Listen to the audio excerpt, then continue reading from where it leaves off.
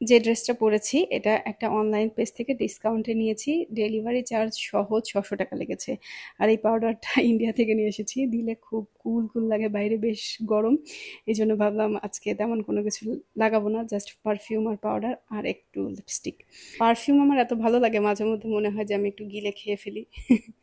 Lipstick লাগাতে নিয়ে বেশি গাঢ় হয়ে গেছে, এই জন্য আমি আবার মুছে একটু হালকা করলাম, কারণ বেশি গাঢ় লিপস্টিক এখন গরমের মধ্যে দিলে কেমন যেন বিশ্রী দেখায়। আর এই যে ব্যান্ডের যে ট্রিক্স অ্যান্ড টিপস, এটা হচ্ছে আমি টিকটক থেকে শিখেছি। এইভাবে ব্যান্ড লাগালে মাথায় চুলে বেশ মানে কমফোর্ট হয়, না হলে একটা দিয়ে লাগালে নাই ঢিলা হয় নাই বেশি টাইট হয়ে যায়, চুলে টান লাগে। যাদের বড় চুল আছে তারা এই সমস্যাটা বেশি ফেস করেন জানি।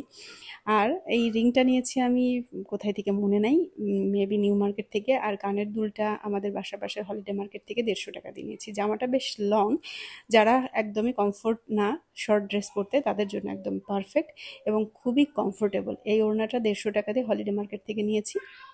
বাবুকে রেডি করাবো, যারা দেখছেন 30 সেকেন্ডে বাবুকে রেডি করে দিলাম, বিহাইন্ড দ্য সিন দেখলে বুঝতে পারতেন কতটা কষ্ট। এই তো শেষ।